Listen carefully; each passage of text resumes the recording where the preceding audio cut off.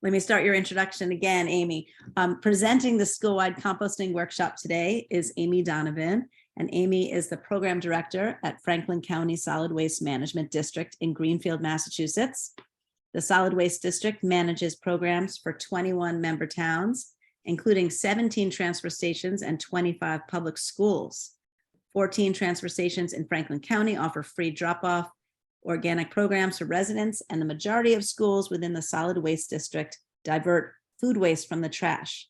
Amy enjoys working with schools. I can't wait to hear all about that work today, and has set up indoor worm composting bins in dozens of locations. So I'm going to stop screen sharing now, and Amy is going to share her presentation. At the end, there's going to be some time for questions and answers at the end. So while Amy is presenting, if you have questions, please put them in the chat and we'll make sure that they get answered at the end. There's so much information Amy's going to share, so we're going to save the Q&A for the end. And if people need to leave right at the stop time, you're welcome to, or there might be some time to stay back and hear a little bit more. Okay. Amy, you are set to share. All right. Okay, can you see that? Yes. All right. Does everybody know that you can move around your little bar of talking heads to get it out of your way if it's blocking your screen? Okay, so I have a lot of slides, and I'll try to go through them quickly. I have a guest speaker with me today, David Conlon, and I'm going to introduce him in just a moment. But first we'll go through these slides. Now, these intro slides, and actually all the slides, might be the actual slides that I use when I give school presentations. So you'll see I've got my little notebook format there, and some of the slides are a little bit kid focused because they're the actual slides that I use when I give presentations to schools about their compost programs. Today we're going to talk about school-wide compost programs, as well as cafeteria compost programs, indoor composting, outdoor composting, a little bit about worm bin composting, which is one of my favorite subjects. So we've got a lot of good info for you. So type your questions in the chat and we'll hopefully have time to answer them at the end.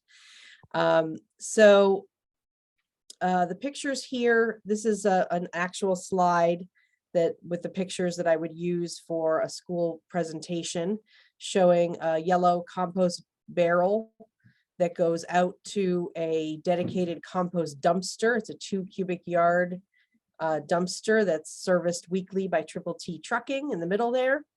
And then the last picture there is the finished product after 3 to 5 months at a compost facility such as Martin's Farm in Greenfield, or Clearview Composting in Orange.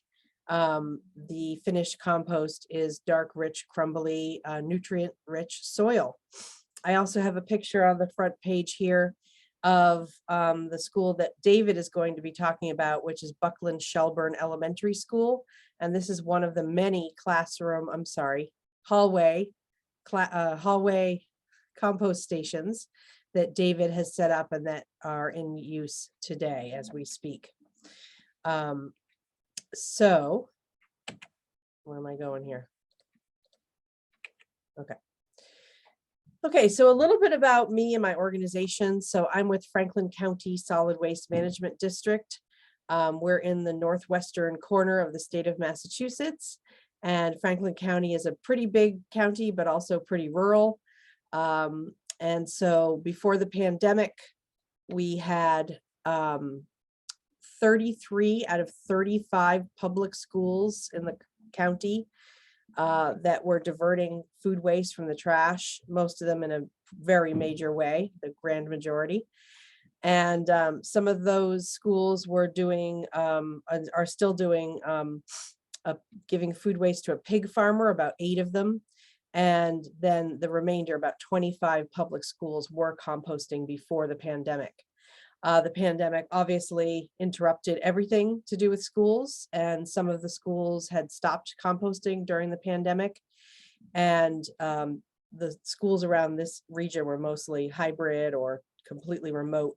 So they stopped all those activities. And most of them that have stopped have restarted. But there's a few that I still haven't gotten to yet. And I work with towns and 17 transfer stations and events. And so schools is just one of the things that I get to do in my job, but one of my favorites. So all of these are links, and you're all going to be getting the presentation at the end. So if you want to read any of these articles, the reason I want to include them is because I want to show that even in a rural sort of economically disadvantaged county, it is possible to get just about every single public school composting. We also have about 6 major private schools, such as Deerfield Academy, Northfield Mount Herman, Stoneleigh Burnham School. They all compost also. So we have private schools in there also. And then in the public schools, it's all the high schools. So it's like 7 high schools that were composting before the pandemic. I want to just highlight a couple things before we jump in. Mohawk Trail Regional High School. It's a high school and a middle school, and it's in the same school district as David's school that we're going to talk about toward the end. They had stopped composting during the pandemic, and I got them started again last March of 2022, and that was initiated by students. I know that Farm to School is really interested in student-led initiatives, and this was one of those. And so it says, spearheaded by the National Honor Society, Mohawk Trail Regional School resumes composting, and that was the headline of that article last March. So the National Honor Society students stand by the compost area and monitor the activity there, monitor the bins, remove any contamination. And then for the middle school, there's a different group of volunteers made up of students and staff that are monitoring that lunch or those 2 lunch periods. So this is a great example of a school that got back up and running. And I always do that with a school-wide presentation. And that is very, very important. If you only take away one thing from this presentation today, it's that, the school-wide presentation is very, very important to get everybody on board, to teach everyone about our new program or our restarted program, or we're here today to celebrate our program and learn more and make sure everybody knows what goes in what bin, why we're doing this, why is this important, and how to do it, how to sort your lunch tray. So this is one of the slides that I share in my presentation with Mohawk, and I've been updating it over the past 10 years. And I figured out these very, very loose figures that in 8.5 years of composting, because it was interrupted for 2 years during the pandemic, this school composted an estimated 550 cubic yards of material, or 23 huge dumpsters of food and paper. We've saved hundreds of metric tons of greenhouse gases, saved thousands of bags of trash, and created soil from waste. Farm to school, back to farm, and back to school again? Maybe, we hope. Pioneer Regional School. Hold on, I'm just getting rid of this band that's in my way. Pioneer Regional High School and Middle School in Northfield, Mass. was very likely the first school to start composting in the entire state of Massachusetts. And they do off-site composting, as most of my schools do. I do have some examples of on-site composting coming up. But this school has 1 to 2, it varies with the school population, 8 cubic yard dumpsters for all food waste and all paper waste out behind the school, and it goes to Martin's farm. And that's kind of a different kind of program that was started by Bob Martin himself back in 1999 or 2000. It's so long ago that no one knows when it happened, but that was a long time ago. I can't advance my slides. There we go. Okay. So let's start at the very beginning. A very good place to start. So let's talk about why. Why should we compost? We know that compost can be a dark, rich, crumbly, beautiful soil amendment that we can spread on our gardens, farm fields. Whether you're growing vegetables or flowers, it can make the soil better and give you a better crop. But there's other reasons to compost also, not to place any of them over another. So let's talk about trash. Okay, so anytime we compost or divert food from the waste, food from the trash, by sending it to anaerobic digestion or animal feed or composting, small, medium, or large composting, anything that we can get out of the trash is a great thing because we can reduce the amount of waste going to landfills and incinerators. This is a school slide that I showed to students, from middle grades all the way up to high school. I wanted to show them that trash does not become soil that's usable in a landfill as compost, as contrasted to compost.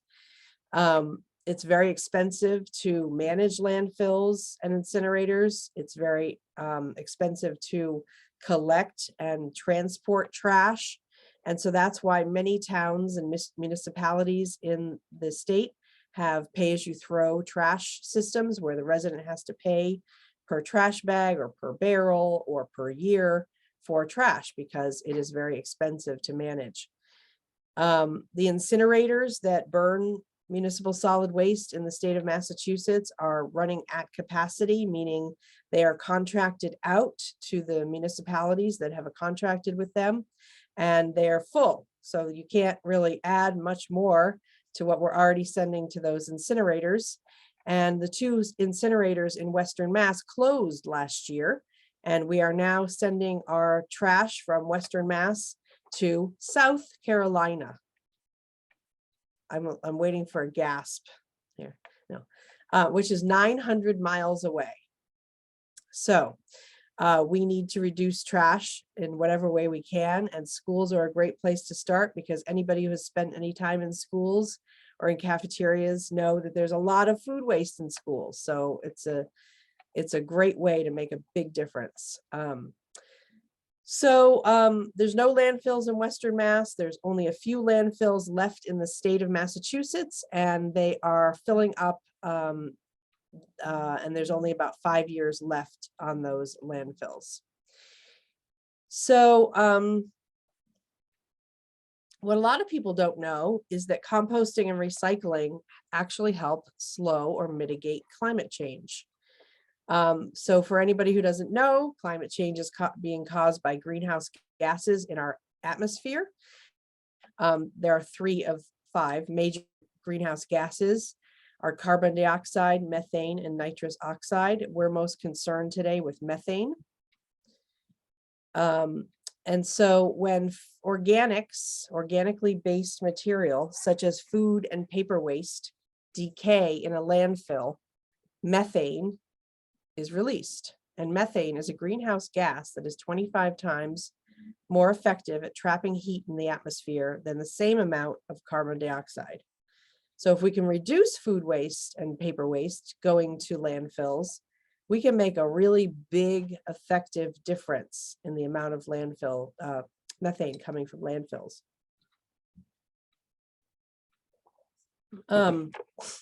Now, many landfills have a methane recovery system or landfill gas recovery system, but the EPA still says that landfills are the #3 cause of methane gas in emissions in the US. So there's a lot to be discussed about that, but we don't have any time and we're going to start moving faster here. So you might say, why doesn't composting release methane? And that's because it's a different type of decomposition in an aerobic environment like a compost farm or a compost bin, where oxygen is present. It's aerobic, okay? So there's a certain set of bacteria there, and those guys don't release methane like their cousins, the anaerobic bacteria in the landfill. So there's no oxygen in a landfill. It's compressed and methane builds up. It's a gas that builds up in the landfill, and it's created by the anaerobic bacteria. So 2 different sets or types of bacteria. So that's why if you have a compost bin at home, they say stir it up every now and then, turn it, poke it around with a pitchfork to get some oxygen into your compost bin or pile. What you see in the photo there is a windrow turner at Martin's Farm. It's a giant screw that goes down over those windrows or long piles, churns everything up, adding oxygen and moving that material around. And that's what creates that compost process, is that kind of biological activity. So Martin's Farm in Greenfield is one of the largest compost facilities in the state. It accepts organics from 25 public and private schools, colleges such as UMass, 10 municipal organics programs, and restaurants, markets, public events, food factories, you name it. We got a lot of composting going on here in Franklin County and beyond. So, as many of you know, compost is sometimes called garden gold. Some people don't know that compost actually adds minerals back into the soil, as well as nutrients. It can replace chemical fertilizers, reduces watering, improves soil structure, and you can grow more food. So from farm to school to farm again, to become compost, become soil, grow more food, and send it back to the school in the form of more food. And this photo on the bottom is of the Hollamont Agriculture and U program, which is at the awesome Hollamont Elementary School in Charlemont, Massachusetts. And they have a great on-site compost program there. And in this photo, the kids are spreading that finished compost back onto their garden beds on top of some cardboard. So let's talk about curriculum tie-ins. So I love this photo. This was a Greenfield Recorder photo of some kids in Northfield. And like some of them are amazed and really excited, and some of them are grossed out. But I can assure you that the day they got to hold worms at school is one they will never forget, I hope. So kids love composting. They love worms. It's a great way to get them engaged. And it's also a great way to bring nature and soil and earth into a classroom in the middle of winter. So you can, get your hands dirty and get some dirt under your fingernails in January, which is a gift in my opinion. So hopefully most people on this call know about the Mass DEP's free program for schools called the Green Team. And they have a great website. Check it out. It's a free program. Teachers, if you've joined in the past, you have to join each school year that you want to participate. And that's how they make sure that their mailing list is just people who are they're still there and still interested. They don't want to waste. So rejoin if you haven't rejoined, or consider it. It's a lot of fun. You can get free activities, prizes, worm certificates for classroom worm bins. But most importantly, in my opinion, you can get activities and lesson plans for your classroom that talk about recycling, composting, idling reduction, which is a little off topic for composting, and other environmental lessons. And so they align with the Massachusetts curriculum frameworks for math, ELA, and science and tech engineering. And there's a great list on that Green Team website about how all of these lessons can support the Massachusetts curriculum frameworks for MCAS. So what is compost? Now, this is another school slide, so I actually show kids. We have a forest floor in the picture here, okay? So when leaves fall to the forest floor, they don't stay there forever. They decompose, just like anything that was once alive changes from what it was to soil. So nature doesn't create any waste, and we should think about emulating nature and reduce our waste at least. So during decomposition, worms, bugs, fungi, and bacteria, anaerobic bacteria, eat dead leaves, trees, animals, you name it, and create soil or compost. And then the compost feeds the new plants as they grow. So you see the ferns growing on the forest floor. Their roots are reaching down into past leaf layers from that forest. And so the forest floor is always building up that soil. And so the plants can grow and grow. And so nature has a wonderful life cycle right there, where it doesn't create any waste. I stole this incredible infographic from the internet. And if anybody knows where it came from, I've searched and searched and I can't find the source. This is being sent out on a lot of different Facebook groups about planting for pollinators and things of that nature. So this is a wonderful way to teach kids that there's a lot going on beyond what the naked eye can see, and that a simple rotting log in the forest can be decomposing and creating and supporting all sorts of life through decomposition. Composting can really teach that life cycle that kindergartners always seem to learn about. The life cycle of the food waste in the top left, going to a compost farm or a compost bin, compost pile, becoming soil, growing new plants with that soil, and then harvesting that food, eating it, creating more food waste, and the life cycle continues. So it's a great way to teach about the life cycle to younger students. Okay, so let's talk about what size or type compost system might work for your classroom or your school district or your home or your office or your town, starting small and getting larger. So I love this picture here because it shows an Earth Machine compost bin on the left, which is on state contract. Municipalities can purchase these for their residents, and many municipalities are selling them to their residents for a low cost of only $25 or so.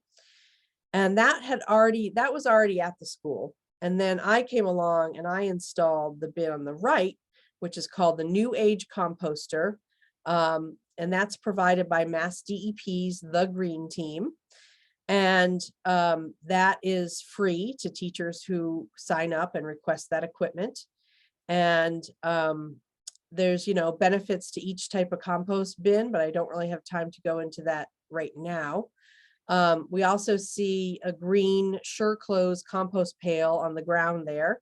Those are also on state contract. And the New Age composter is on state contract. That used to be called the Brave New Composter. I always get confused which name they're using now. So it's New Age or Brave New. I'm sure somebody will correct me on the chat. Oh, good. Rachel Smith is putting the links to the green team.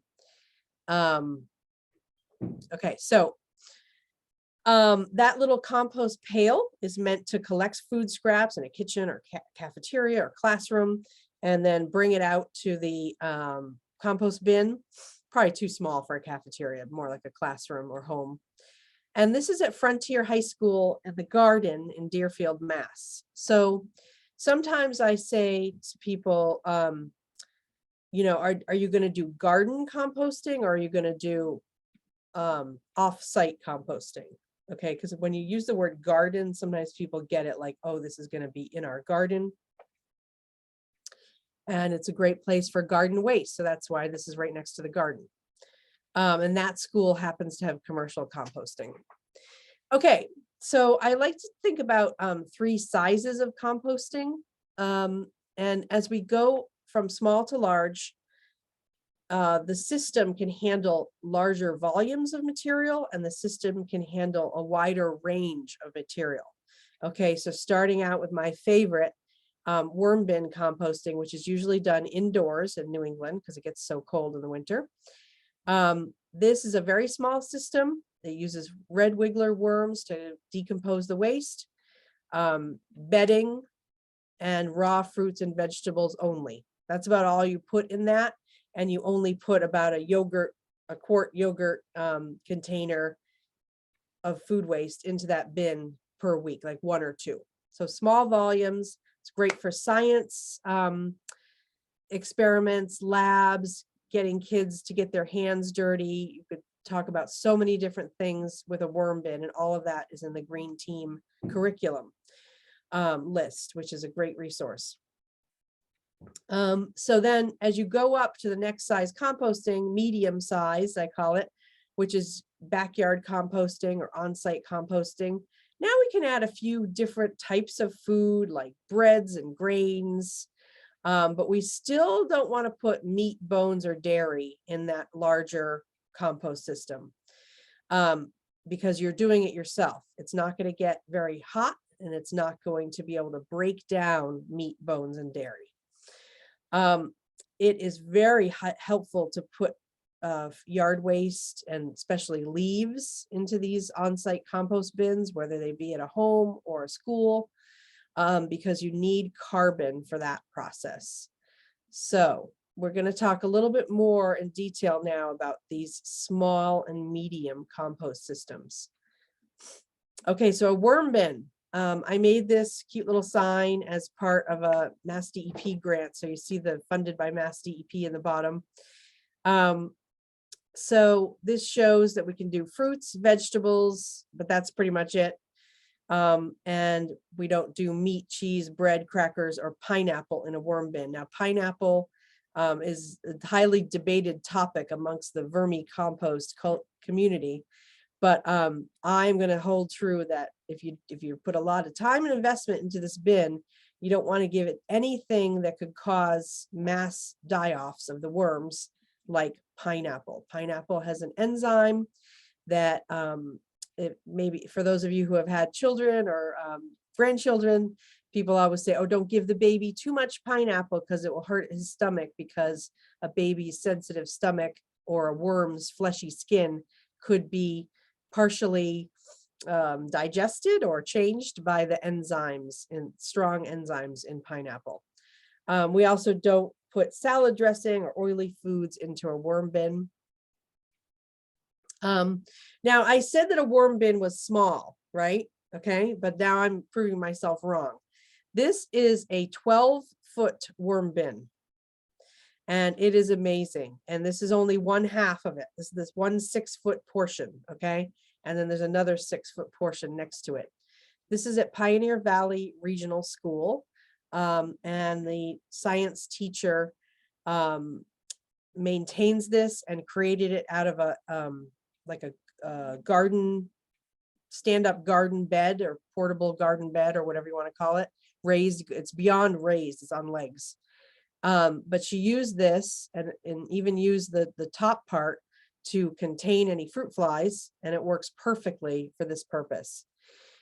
And so this is a really big worm bin. So she's still only putting in fruits, raw fruits and vegetables, maybe some coffee grounds, and definitely some eggshells, but not meat, bones, dairy, oily foods. So in the next size up, so we just talked about small composting, worm bin composting. On-site composting in a backyard or front yard or a school is a great way to compost smaller volumes of food waste, or bigger than a small worm bin, but not as big as what we're about to talk about. Fruits, peels, veggies, bread, pasta, leaves, yard waste, but no animal products, no large amounts of paper, definitely no milk cartons, things like that. No compostable plastics. Those will not break down in a small bin like this. And the Mass DEP's Green Team gives a different type than is pictured here to teachers that request one.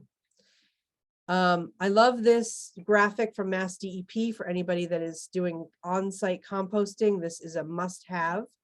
And this is in the list of curriculum materials and lesson plans on the Green Team website. So it's called Composting is Easy poster or something. And I'll just point out here, I won't go into detail, that it says to add 3 parts browns. Okay, that's your leaves, your straw, your shredded paper, cardboard, to 1 part greens. That's your food waste. So you want a lot more brown bulking material, carbon rich material than you do food waste. So this is the #1 lesson for on-site composting, is that you've got to have a lot of bulking materials or leaves. Okay, so I love this picture. This is from the Greenfield Recorder in an article called Composting Before Kindergarten. And these kids are in preschool, and their school in Greenfield at the time was doing on-site composting in the garden, like you see here, just for occasional snack waste, not too much stuff. A worm bin that rotated around the different classrooms, and it's all pre-K, preschool, and then cafeteria composting. So in that article, Composting Before Kindergarten, we talk about all those different compost systems, the small, medium, and large, and it's a really great article. So I love this picture because they're so interested in what's in that bin. Okay, so here's another example of medium on-site school composting. This is a large 3-bay compost system at Hollamont School in Charlemont, Mass. Long story on that name. I won't go into it. I just love this picture because it shows the finished compost and all the leaves that were added. And that's me in the middle, back when I had brown hair. So this is a sign that I made for the on-site compost program at Franklin County Technical School. And it's very detailed. It's not my favorite sign, but they're teenagers, so hopefully they'll read it. No, they won't. But again, we did a lot of presentations and things to try to get everybody on board with this. So they do on-site composting from the culinary arts program, where kids are learning how to cook, as well as the cafeteria and kitchen. I'm not sure if the cafeteria program is still going. That's on my list for this spring.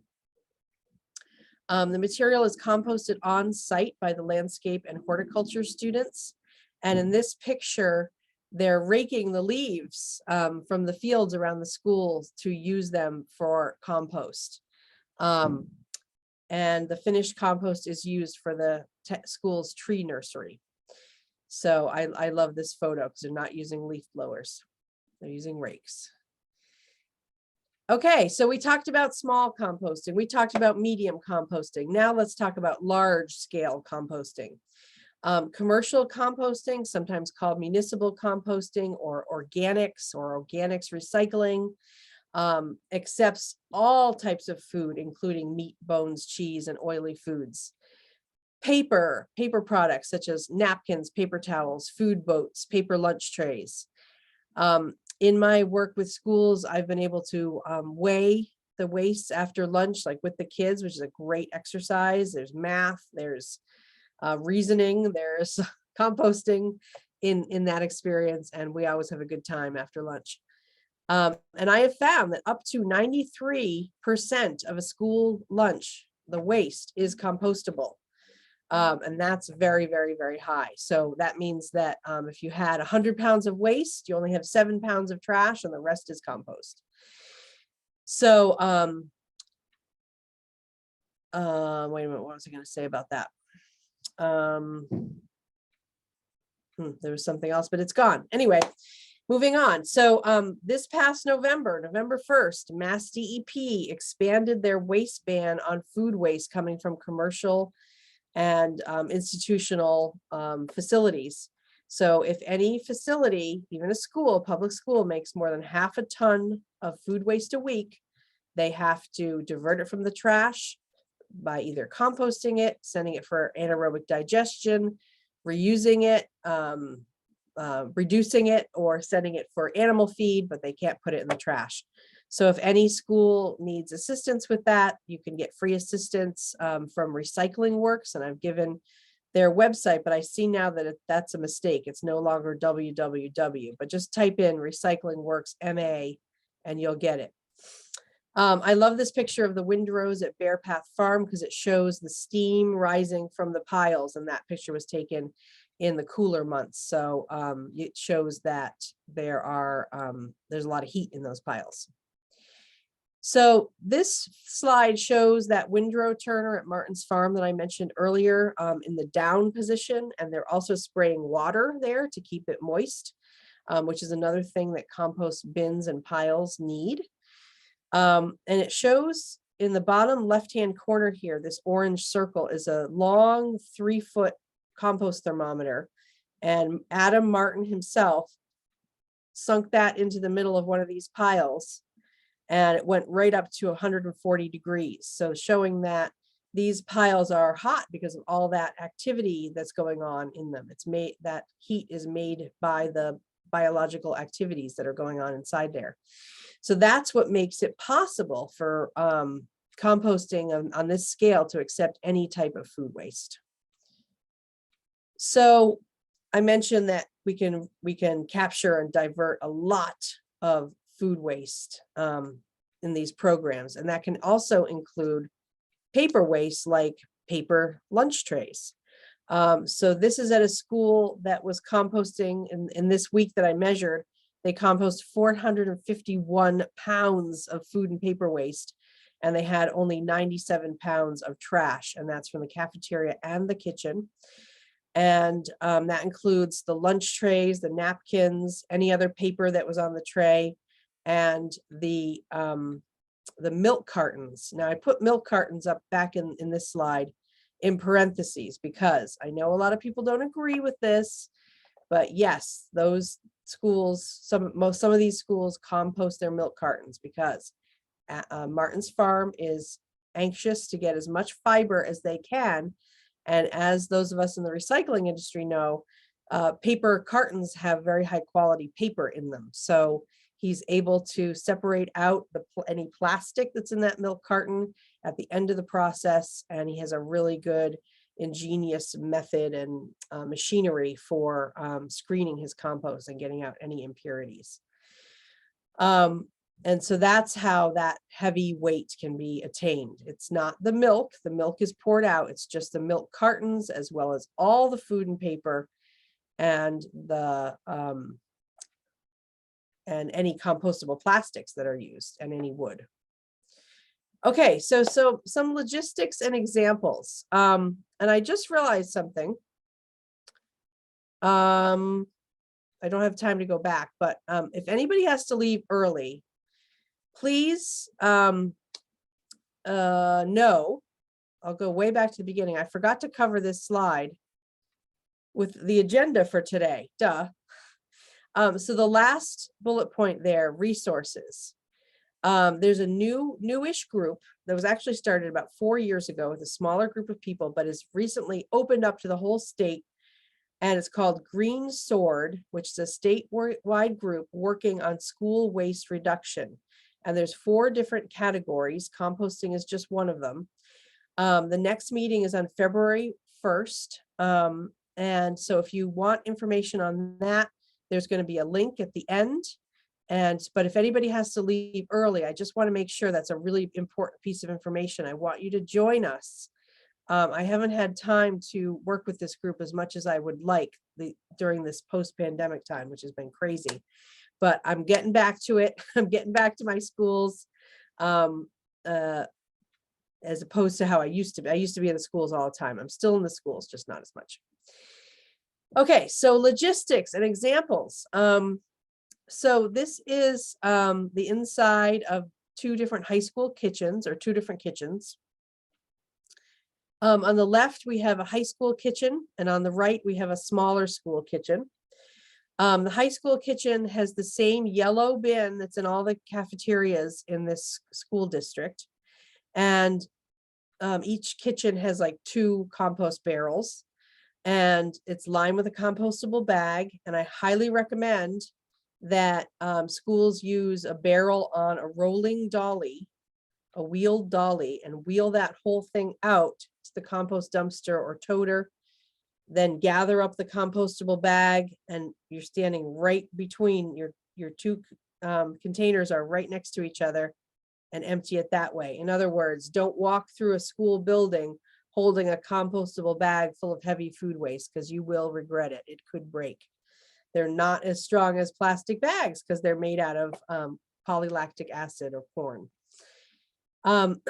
So in the small school kitchens, many small school kitchens, we were able to take the existing trash can and make that the compost bin. and then use a 5-gallon pail or some other smaller container, smaller trash can for the trash. So you switch it around so that the bigger container is for all your food and paper waste.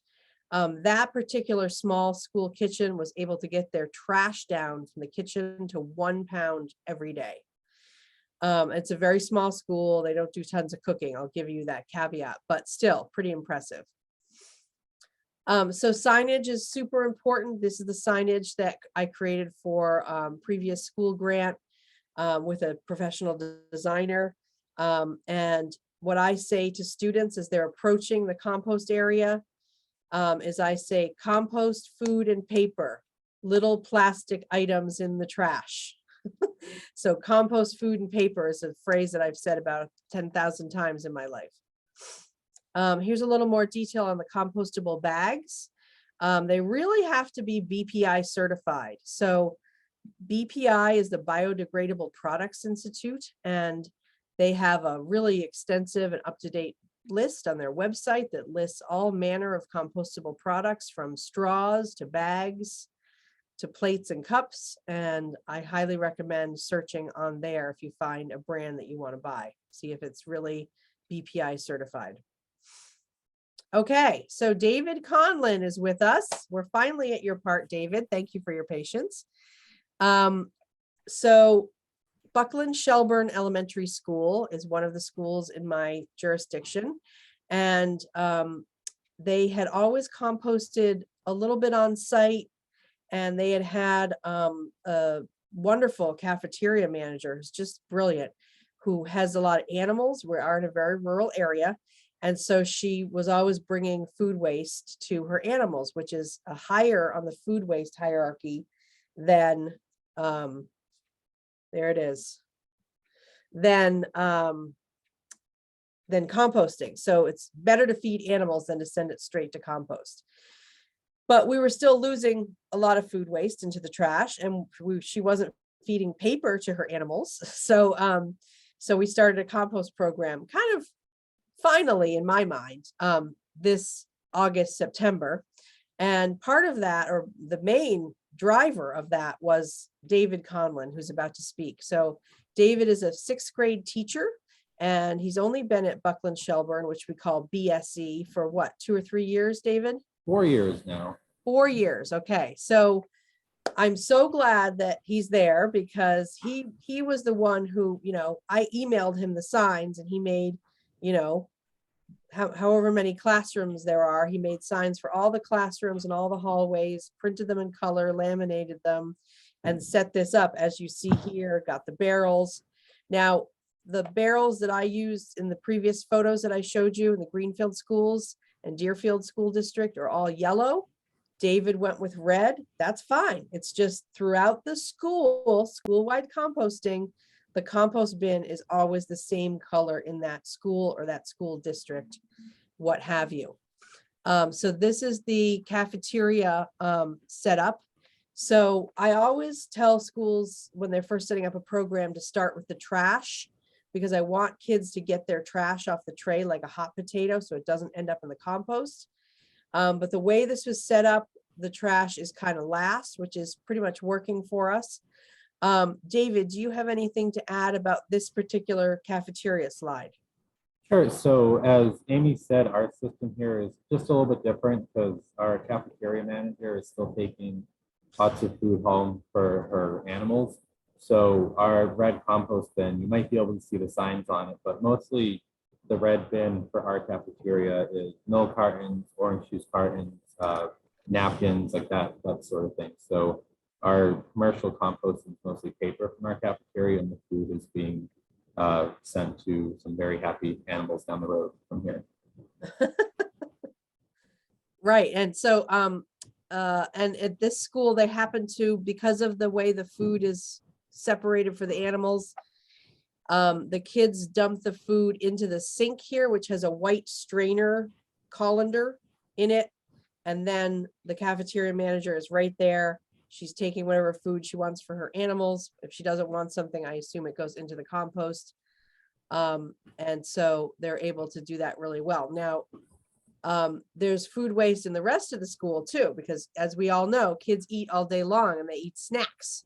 So in the classrooms, this is actually David's classroom. He's got the trash on the left. Although this is the before we started, so this is a bad picture because it shows paper towels in the trash. Oops. But this was like the day that they were starting. I took this photo. So there's trash on the left, which would be like plastic packaging that can't be recycled. Recycling is in the middle, and then composting is in the white pail on the right side, and the paper towels would normally go in there. So David, how many classrooms are there? We have, let's see, 18 classes plus a variety of offices and other spaces all around the building. So we have probably about 50 or 65 gallon buckets floating throughout the building and individual spaces. It's quite a lot of them. 50 or 65 gallon buckets for compost all over the school. That's amazing. That's why I wanted you to speak here, David, today. Those buckets are all reused. Can you tell everybody? So most of the, a lot of the buckets we have are actually floor wax, 5 gallon buckets of floor wax or wax stripper that our custodial crew saves, and they're cleaning and refinishing all the floors throughout the summer. So we saved all of our buckets from here and then all of the buckets from the high school, and we just had a bunch laying around anyways. And so we have, we call it like a take a bucket, leave a bucket type thing. And I don't know if you have a picture in here of that, Amy, but I have. I don't have take a bucket, leave a bucket, but I do have the picture of you washing the buckets in the school dishwasher. Yep. So I about once or twice a week, depending on how many buckets need to be cleaned, I'll take them down to the cafeteria, run them through the dishwasher. It goes through pretty easily. You just have to watch out for them because sometimes they get snagged and they flip over and jam the machine, but that doesn't happen that often. And it cleans them very, very well. So it makes it easy for us to reuse them without using the compostable bags in the buckets. Yeah, so if there's a school that wants to do this bucket program in the classrooms, and you don't have a dishwasher, or if the cafeteria staff won't let you use the dishwasher to do this, you can use 8 gallon or 13 gallon compostable bags. And the company BioBag has all those sizes, and they can get you pricing and ship it out to you, or you can buy them elsewhere. And also I want to mention it while I'm thinking about it, that there are school purchasing collaboratives out there. And so if your school, ask your school cafeteria manager if they participate in collaborative purchasing. That's where schools go tell this group what they want to order for supplies for the coming year. And then the group goes out to bid to get the lowest price, and it's a big volume discount. Make sure compostable bags for your school compost programs are on those local or statewide, whatever they are, collaborative bids. So if you want to use compostable bags, that will bring the cost down quite a bit. So the buckets are great. So, okay, so we got the classrooms. So one more thing about that, David mentioned the take a bucket, leave a bucket. So after he cleans the buckets, he leaves them in a central area, and everyone in the school knows what to do. If a classroom, they come in on Monday morning, oops, we don't have a bucket. Okay, XYZ student, can you go down to the cafeteria and get a clean compost bucket? Is that correct, David?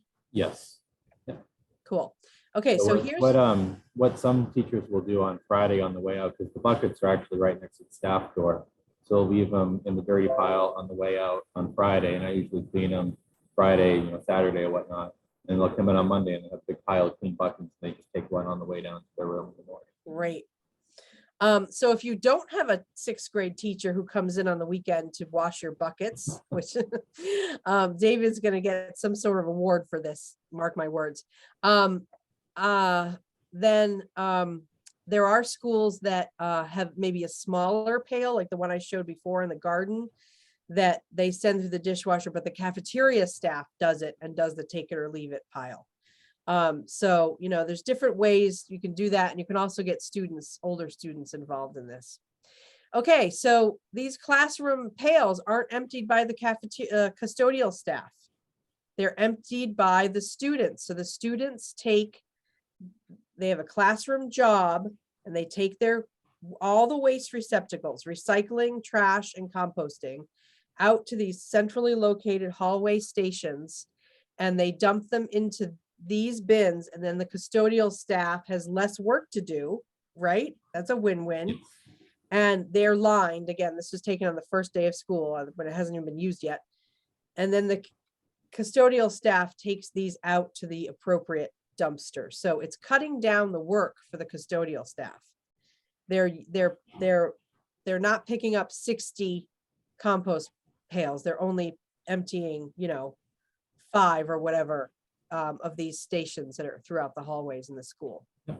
If you can go back to the hallway station for one moment, just to Yes. sort of plug the green team again. So those 2 large blue recycling bins actually came from the green team. So we needed, I think we ended up getting 6 additional ones to cover the whole school this summer. And so we have 3 of these stations throughout the building. So we were able to get them through the green team. They've been very helpful in helping us through our whole school-wide program for that. Great. And you could also get the 14-gallon curbside bin, as well as a desk side bin. I don't think we see here anywhere in this presentation, but there's an array of different bins you can get from the green team, all for free. Okay, so they even have composting in the bathrooms. Now, this is school-wide composting. And several of my schools are doing this. They have a bin for paper towels only. And then they have another bin, I don't know if you can see it here on the right side, for any plastic waste that could come from a bathroom, such as diapers, sanitary products, and candy wrappers and stuff. People have trash with them sometimes. So everyone in the school community is trained that this is important and this is what we're doing, and only paper towels can go in here. So that is really, really key to any of these programs. So here's a picture of the compost dumpster. It's a 2 cubic yard dumpster that is emptied every week, and the contents are brought to Martin's Farm in Greenfield, which is about 10-15 miles from Shelburne Falls, which is where the Buckland Shelburne Elementary School is. That's the same place as the famous Bridge of Flowers, in case you're wondering.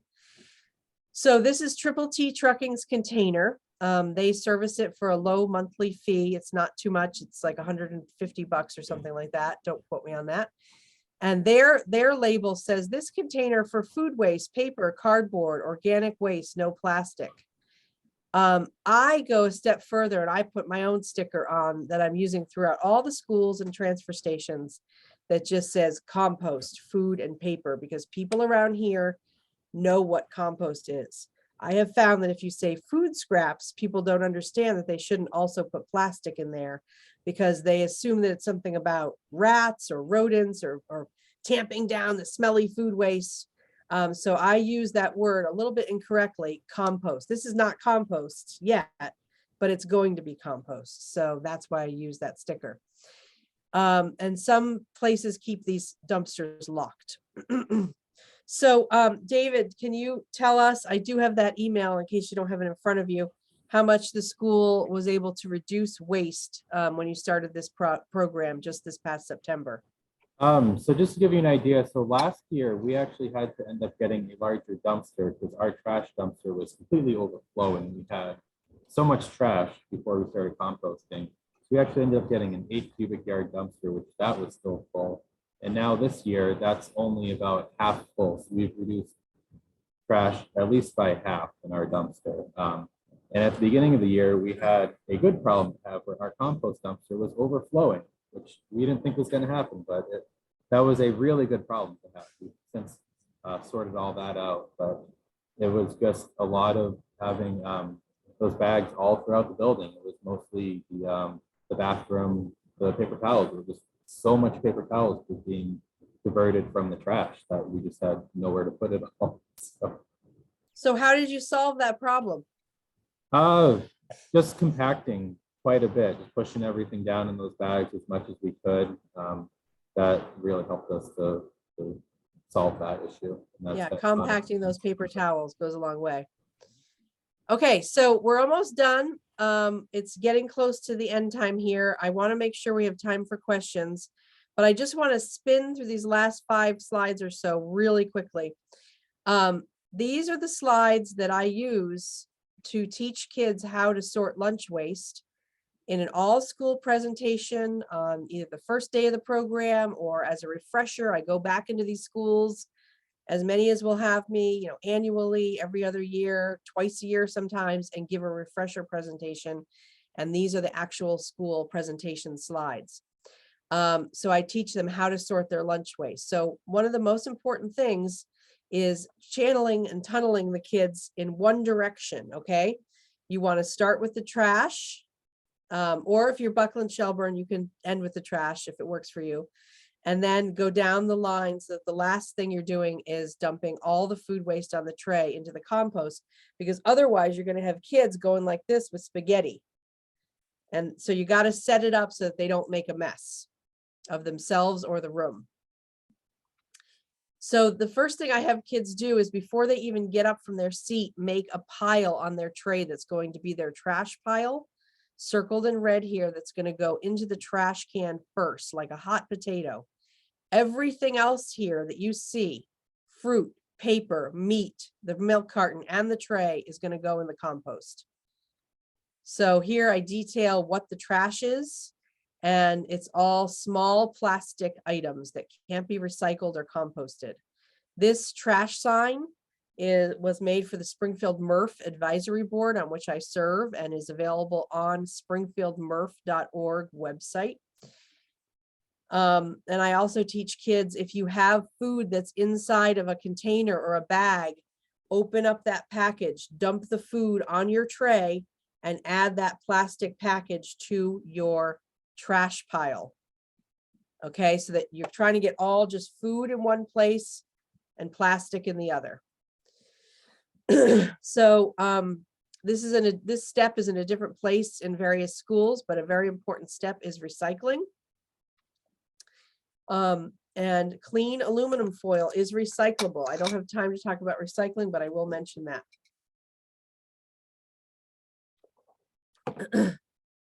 Step 3 is composting that milk carton, which I know some people are not in agreement with, and that's okay. We can have different opinions. They empty the milk into the pail, and then they put the carton in the compost bin. We should get compostable cartons that are truly compostable and don't contain any plastic or wax or all that stuff. And then the last step, they've removed all their trash, they've removed recyclables, they've checked their tray again, and all that's left on their tray is food and paper, and they dump that into the compost barrel. In this picture, they have a reusable tray. Some schools have a paper tray that can go into the compost. And I discuss with kids and with adults, yes, paper comes from trees, so it will compost. Back to the curriculum tie-ins, I've found that a lot of students and even some adults don't know what things are made of. So this has got to be part of the curriculum somewhere. Tell me, teachers, tell me later what part of the curriculum that's in. But we should know that napkins and paper are made from trees, and that you know, aluminum and metals are made from minerals, and plastic is made from petroleum, and food is made of organic carbon-based materials. So these are science lessons. So it's great to talk about paper with kids. Lunch trays should ideally be BPI certified, or at least be free of PFAS or PFOAS. If they're BPI certified, if paper products are BPI certified, they are free of PFAS. BPI, thank God, made it a requirement in 2019 or so that if you're going to be BPI certified, you have to not be using these forever chemicals that are used in paper products. Okay, so that's how to sort trays. The last couple of slides here are about resources. We've got the links to all of these different resources. Green Team, the Green Team films. The third bullet down is the 9-minute film. More of my talking head, but even better, much better, is footage of these kids expertly sorting their food waste and their paper waste. It's a great film made by the Green Team. It's awesome, and I'm so thankful to them. Recycling Works in Massachusetts is run by CET and funded by the state in an effort to get more institutions, businesses, schools, composting and recycling. They give free assistance. And then this is the big new thing that I mentioned. Green Sword is a statewide group working on school waste reduction. The next meeting is February 1st, and there's a Google site that has like different documents and lists of the members and things like that, lists of the different meetings. So please join in on that next meeting on February 1st. And if you're part of any of the statewide listservs like Recycle-MA, that will likely be announced there. I think it's already been announced there. Your town likely earns RDP funding as rewards for offering certain recycling programs, even pay as you throw, textile recycling, hazardous waste. There's all different activities at transfer stations and within towns that can earn this funding from Mass DEP. And then that funding can be used to support those types of programs at the transfer station, in the schools, in the town. And so if you can convince your town or your municipality to share those funds with your schools, you can fund pretty much anything: signage, bin liners, equipment, bins, post-consumer recycled content, trash barrels, collection and processing costs. This is great. And then a stipend for a person to coordinate those programs. That's golden. So look into that and see if you can get your town to share those funds with your school. So here's my contact information and David's contact information. I also want to point out one of my favorite books. It's called Compost Stew by Mary McKenna Siddals, and she's got a great website too. And this is an A to Z composting book for like pre-K through 4th grade, I would say. Okay, so questions. Amy, you have a few questions in the chat. Okay. I'll read them to you because then you don't have to look. All right, one was for you and David, and it was any tips on on how to get students involved. And the second question in the chat, to tell you, is how did students and staff become educated and trained to compost? Like, how long did it take? What was the process? Someone asked. Okay, so when I usually go into a school, I'll do a presentation for the whole school, and especially with little kids, you have to start that day or the next day because they'll forget. If they go home over the weekend, they come back the next day. Oh, what are we doing? What is this again?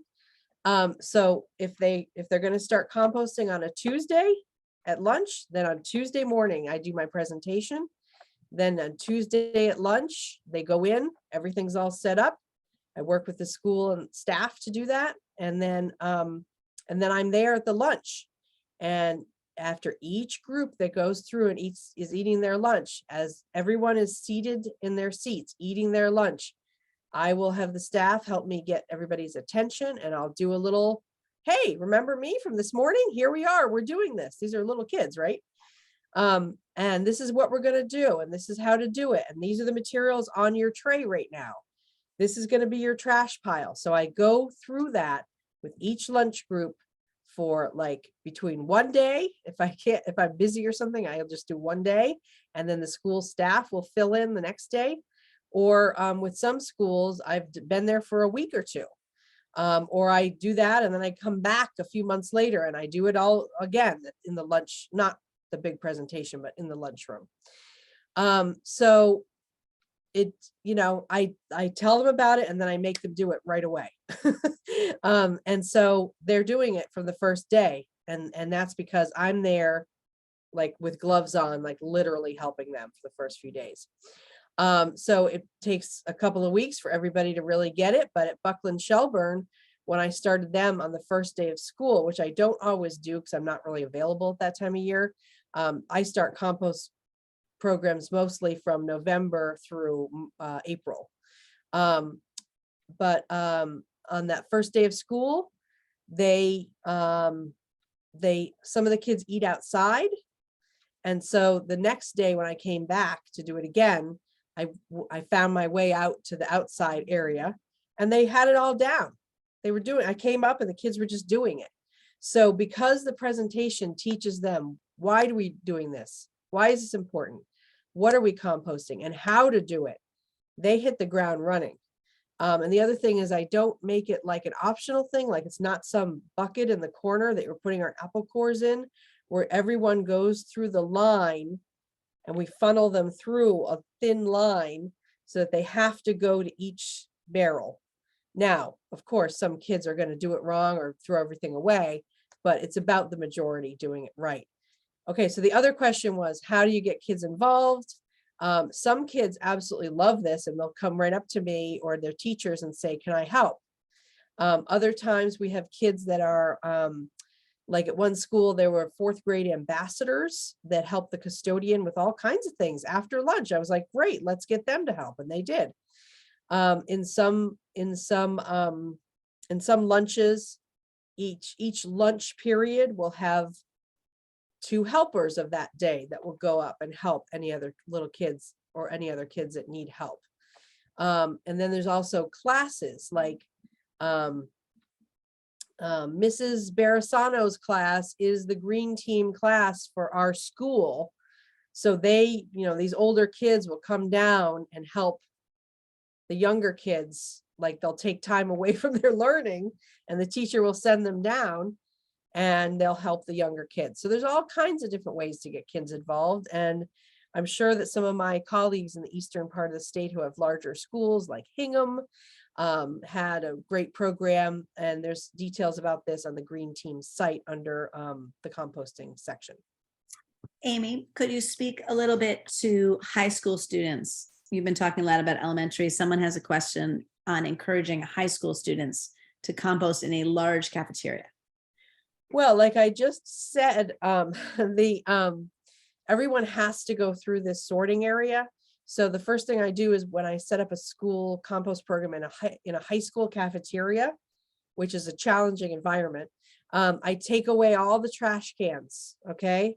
So I went into a school and they said, well, I don't know how we're going to do this. The kids throw away everything, including the reusable trays and utensils. And I looked around the room and I was like, well, there's trash cans everywhere. What do you expect them to do? They're just throwing things away left and right. So we got rid of those. We put them in a storage room. And then we had that 1 or 2 compost stations with 1 trash can each that everybody has to go through. So there's different ways that schools have gotten kids involved, like contests, like each lunch period, whoever composts the best. And there's different ways to measure that, like weighing the waste or the least amount of contamination. One school set up like an elaborate scorecard, and then the winning lunch period won like ice cream dessert at the end of the semester or something like that. So there's all different ways you can get kids engaged.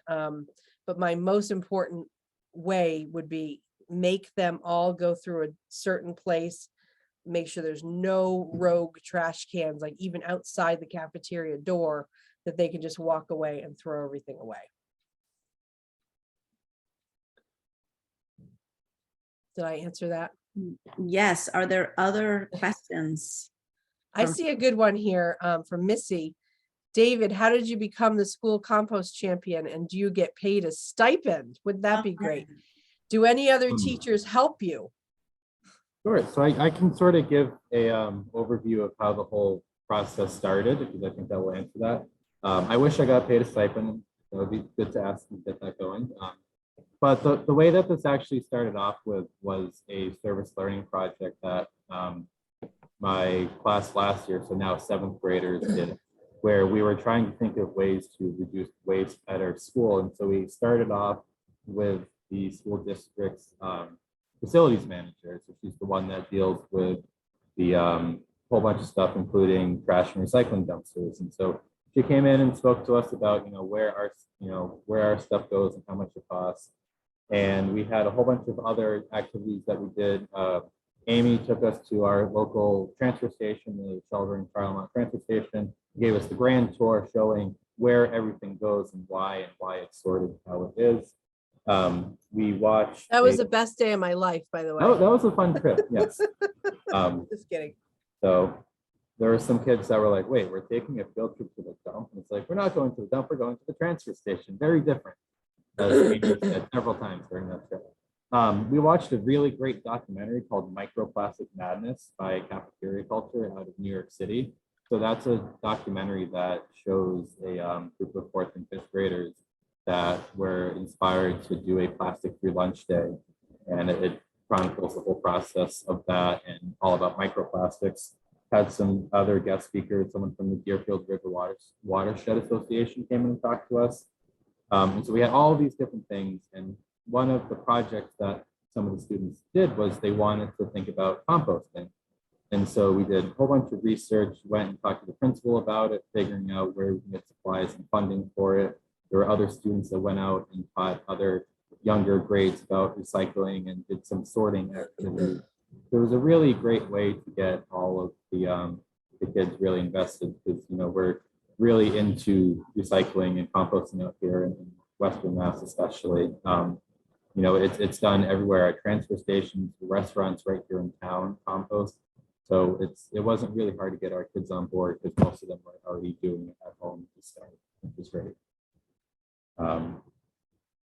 Was there another part of that question that I missed? No, I think you hit the whole thing, David. Okay. Does I anyone just wanted else? to add something. The Recycling Works MA website, you could type in your town and what you want to have picked up, like fluorescent light bulbs or recycling or organics, food waste. And it will give you a list of organics haulers or processors that are near you or kind of near you. And that's a great place to start. Just start calling around and see if anybody will service your school, and like how much it will cost, what they will provide. Will it be toters or a dumpster, barrels, things like that? And how can they, how often do they pick up? So that's where really a great place to start. Just get that pricing and start getting an idea of how much it's going to cost and what they're going to provide, and then what they accept. And then the other thing that I don't think I really mentioned is the goal, like David said, is if you have an overflowing trash dumpster, or even one that's pretty full, and now you've diverted all this waste into an overflowing compost dumpster, awesome.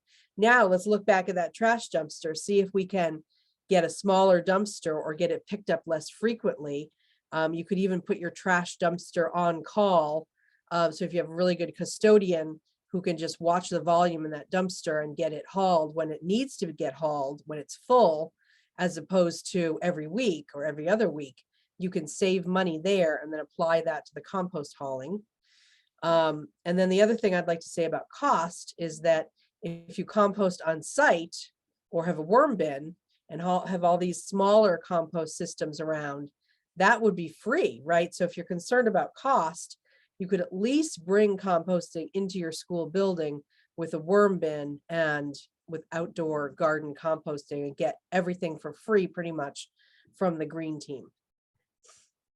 And I have a worm composting presentation that I can send out to people if anybody's really interested in that, and you want more information on worm composting. You can email me and I can send you those resources. Thank you. Thank you, Amy and David. I don't see any other questions in the chat. Does anyone have any last questions that Amy and David did not cover today? Okay, well, Mass Farm to School, we will be sending this incredible slide deck and all of these resources and this recording to people who registered. It will also live on our website. Thank you, David, for sharing your expertise and for all the work you do to run that program at your school. And Amy, thank you so much. My head is just spinning from all of the incredible information you just shared, and this just detailed program to get school started. It's clearly a passion for you. And so I'm sure you're going to have a lot of follow-up emails. For people who are still with us and you want to reach Amy, Amy's email is in the slide deck and also at the end of our slide deck. So you'll see that. And thank you for joining us today. Thank you for having us. This was really fun. And we'll do it again. Definitely.